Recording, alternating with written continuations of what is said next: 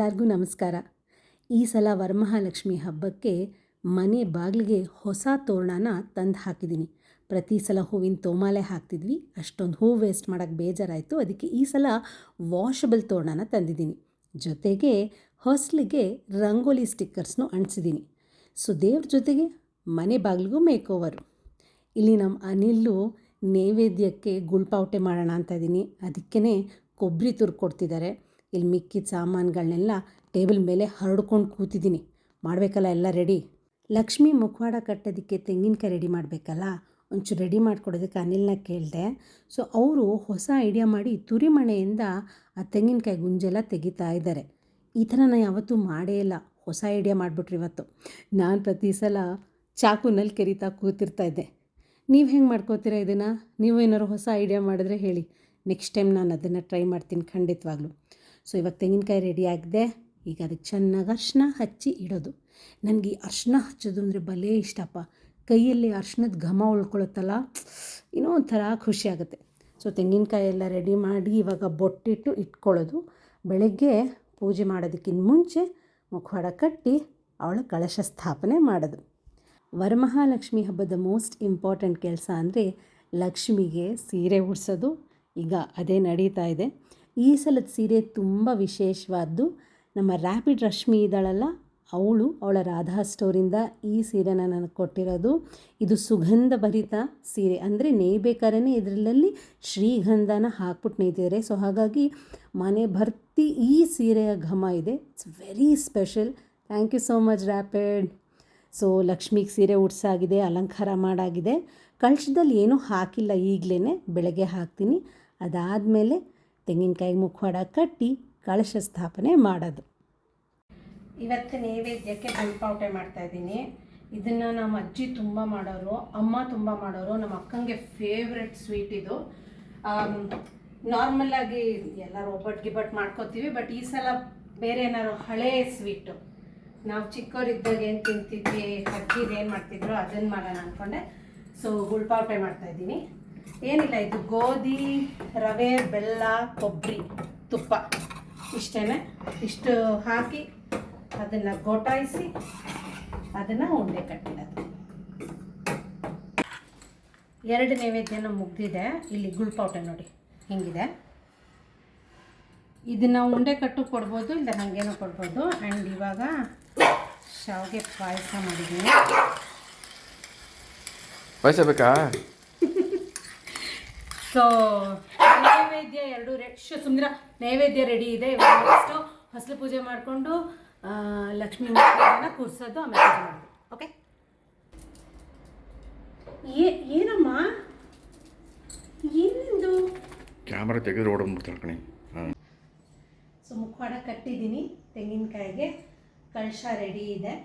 ಕಳಶದಲ್ಲಿ ಏನೇನು ಹಾಕಬೇಕೋ ಎಲ್ಲ ಹಾಕಿದ್ದೀನಿ.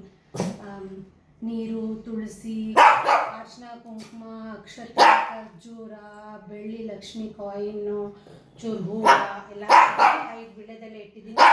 ಈಗ ಲಕ್ಷ್ಮಿನ ಕೂರ್ಸ.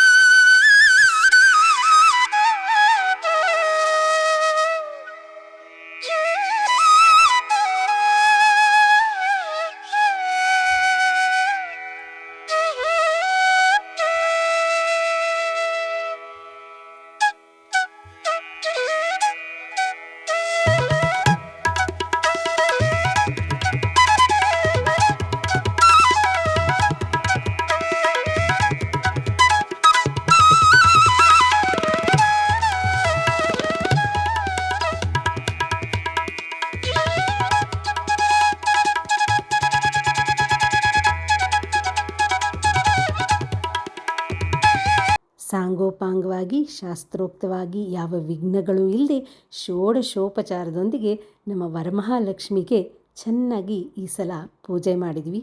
ಮನಸ್ಸಿಗೆ ತುಂಬ ಖುಷಿಯಾಯಿತು. ಪೂಜೆ ಆಗಿದೆ, ಅಪ್ಪ ಅಮ್ಮ ಬರ್ತಾ ಇದ್ದಾರೆ. ಈಗ ಹಬ್ಬದ ಅಡುಗೆ ಶುರು ಮಾಡಬೇಕು. ಹಬ್ಬದ ಅಡುಗೆ ಏನು ಅಂತ ನಿಮ್ಗೆ ಆಮೇಲೆ ತರಿಸ್ತೀನಿ, ಓಕೆನಾ? ರೌಂಡ್ 2ಗೆ ರೆಡಿ ಆಗ್ತಾ ಇದ್ದೀನಿ. ನಮ್ಮ ಸುಷ್ಮಿತಾ ಜಗಪ್ಪ ಇದ್ದಾಳಲ್ಲ, ಸುಶು ಅಂತ ನಾವು ಕರಿತೀವಿ ಅಥವಾ ಸುಸ್ಸು ಅಂತ ಕರಿತೀವಿ ಪಾಪ. ಅವಳು ಅರ್ಶಿನ ಕುಂಕುಮ ಕರೆದಿದ್ದಾಳೆ. ಅವಳ ಮದುವೆಗೆ ಜಗ್ಗಪ್ಪ ಸುಶು ಇಬ್ಬರು ಬಂದು ಮನೆಗೆ ಬಂದು ಕರೆದಿದ್ರು. ಬಟ್ ಅನ್ಫಾರ್ಚುನೇಟ್ಲಿ ನನಗೆ ಹೋಗೋಕ್ಕಾಗಲಿಲ್ಲ. ಆವಾಗ ಪ್ರತಿ ವರ್ಷ ವರಮಹಾಲಕ್ಷ್ಮಿ ಹಬ್ಬಕ್ಕೆ ಅರ್ಶಿನ ಕುಂಕುಮ ಕರೀತಾಳೆ. ಪ್ರತಿ ವರ್ಷ ನಾನು ಹೋಗೋದಿಲ್ಲ. ನಿನ್ನೆನೂ ಫೋನ್ ಮಾಡಿ ಮ್ಯಾಮ್ ಈ ಸಲ ನಾನು ಬನ್ನಿ ಅಂದ್ಲು. ಸೊ ಅವ್ರ ಮನೆಗೆ ಅರ್ಶಿನ ಕುಂಕುಮಕ್ಕೆ ಹೋಗೋದಕ್ಕೆ ರೆಡಿ ಆಗ್ತಾಯಿದ್ದೀನಿ. ಬೈದವೆ ಏನು ಅಡುಗೆ ಮಾಡಿದ್ದೆ ತೋರ್ಸೋಕ್ಕಾಗಲಿಲ್ಲ, ಯಾಕಂದರೆ ಅಪ್ಪ ಅಮ್ಮ ಇದ್ದರು. ಆಮೇಲೆ ಚಿಕ್ಕಮ್ಮ ಚಿಕ್ಕಪ್ಪ ಬಂದರು ಅರ್ಶಿನ ಕುಂಕುಮ ತೊಗೊಂಡು ಹೋಗೋದಕ್ಕೆ. ಸೊ ಅದರಲ್ಲಿ ಬ್ಯುಸಿ ಇದ್ದೆ ನಾನು. ಹಾಗಾಗಿ ಏನು ಅಡುಗೆ ಮಾಡಿದೆ ತೋರ್ಸೋಕ್ಕಾಗಲಿಲ್ಲ ನಿಮಗೆ. ಏನು ಅಡುಗೆ ಮಾಡಿದ್ದೆ ಅಂತ ಹೇಳಿದ್ರೆ ತರಕಾರಿ ಕೂಟು, ಅನ್ನ, ತಿಳಿ ಸಾರು, ಟೊಮೆಟೊ ಸಾರು, ಆಮೇಲೆ ಸಿಗುಂಬಳದ ಪಲ್ಯ, ಸ್ವಲ್ಪ ಕಡಲೆಬೇಳೆ ಸೌತೆಕಾಯಿ ಹಾಕಿ ಕೋಸಂಬರಿ ಮಾಡಿದ್ದೆ. ಅದಾದಮೇಲಿಂದ ಗುಳ್ಪಾವಟೆ ನೈವೇದ್ಯಕ್ಕೆ ಮಾಡಿದ್ದೆ. ಆಮೇಲಿಂದ ಶಾವಿಗೆ ಪಾಯಸ ಮಾಡಿದ್ದೆ. ಬೇಕು ಅಂದಾಗ ಬಿಂದಿ ಸಿಗೋದಿಲ್ಲ, ಒಂದು ನಿಮಿಷ. ಹಾಂ, ಶಾವಿಗೆ ಪಾಯಸ ಮಾಡಿದ್ದೆ. ಆಮೇಲೆ ಅವಲಕ್ಕಿ ಆಂಬೊಡೆ ಮಾಡಿದ್ದೆ ಈ ಸಲ ನಾನು. ಸೊ ಹಬ್ಬಗಳಿಗೆ ಹೊಸ ರುಚಿಗಳು ಚೆನ್ನಾಗಿದೆಯಾ? ಹಬ್ಬಗಳಿಗೆ ಆದಷ್ಟು ಹೊಸ ಅಡುಗೆಗಳನ್ನ ಮಾಡೋದಕ್ಕೆ ಪ್ರಯತ್ನ ಪಡ್ತೀನಿ. ಗುಳ್ಪಾವಟೆ ಮಾಡಿ ತಿಂದು ಎಷ್ಟೋ ವರ್ಷ ಆಗೋಗಿತ್ತು. ಸೊ ಎಷ್ಟೋ ವರ್ಷಗಳಾದಮೇಲೆ ಗುಳ್ಪಾವಟೆ ಮಾಡಿದ್ದು. ಎಲ್ಲರಿಂದ ಭೇಷ್ ಅಂತ ಅನ್ನಿಸ್ಕೊಂಡಿದ್ದೀನಿ. ಎಲ್ಲರಿಗೂ ಇಷ್ಟ ಆಯಿತು. ಈಗ ಲಿಪ್ಸ್ಟಿಕ್ ಬ್ರಷ್ ಸಿಗ್ತಾಯಿಲ್ಲ, ಒಂದು ನಿಮಿಷ ಸಹಿಸ್ಕೊಳ್ಳಿ ನನ್ನನ್ನು. ಓಕೆ, ನಿಮ್ಮ ಮನೆಯಲ್ಲೂ ಏನೇನು ಬೇಕು ಅಂದಾಗ ಕೆಲವು ಸಲ ಏನೂ ಸಿಗೋದಿಲ್ಲ, ಸಿಗ್ತಾನೆ. ಹಾಂ, ನಿಮ್ಮ ಮನೇಲಿ ಏನೇನು ಹಬ್ಬದ ಅಡುಗೆ ಮಾಡಿದ್ರಿ ಕಾಮೆಂಟ್ ಸೆಕ್ಷನಲ್ಲಿ ಹಾಕಿ. ನನಗೂ ಮೋಸ್ಟ್ಲಿ ನೆಕ್ಸ್ಟ್ ಹಬ್ಬಕ್ಕೆ ಐಡಿಯಾ ಬರ್ಬೋದು. ಸೊ ಚಿಕ್ಕಮ್ಮಂಗೆ ಅಮ್ಮಂಗೆ ವರಮಹಾಲಕ್ಷ್ಮಿ ಹಬ್ಬದ್ದು ಕುಂಕುಮ ಕೊಟ್ಟಿದ್ದಾಯಿತು. ಸಂಜೆ ಮೇಲೆ ನನ್ನ ಕಸಿನ್ಸ್ ಬರ್ತಿದ್ದಾರೆ. ಅಂದರೆ ನನ್ನ ಮೊದಲನೇ ಸೋದರ ಮಾವನ ಮಗ ಅನಿರುದ್ಧ, ಸುಕೃತ, ಅವ್ರ ಮಗಳು ಆರುಷಿ ಬರ್ತಿದ್ದಾರೆ. ಅವ್ರು ಅರ್ಶಿನ ಕುಂಕುಮಕ್ಕೆ ಬರ್ತಿದ್ದಾರೆ. ಅದಾದಮೇಲೆ ಊಟಕ್ಕೂ ಇರ್ತಾರೆ. ಸೊ ಇವಾಗ ಸದ್ಯಕ್ಕೆ ಸುಷ್ಮಿತಾ ಜಗಪ್ಪನ ಮನೆಗೆ ಹೋಗೋದಕ್ಕೆ ರೆಡಿ ಆಗ್ತಾಯಿದ್ದೀನಿ. ಈ ಅರ್ಶಿನ ಕುಂಕುಮಕ್ಕೆ ಹೋಗೋದು ಒಂಥರ ಮಜಾ ನನಗೆ. ಚೆನ್ನಾಗಿರುತ್ತೆ. ಅಂದರೆ ಯಾರ್ಯಾರ ಮನೆಯಲ್ಲಿ ದೇವರಿಗೆ ಹೆಂಗೆಲ್ಲ ಅಲಂಕಾರ ಮಾಡಿರ್ತಾರೆ ನೋಡೋದಕ್ಕೆ ಒಂಥರ ಚೆನ್ನಾಗಿರುತ್ತೆ. ನಮಗೂ ಐಡಿಯಾಗಳು ಬರುತ್ತೆ ಏನೇನು ಅಲಂಕಾರ ನಾವು ಮಾಡ್ಬೋದು ಅಂತ ಅಲ್ವಾ.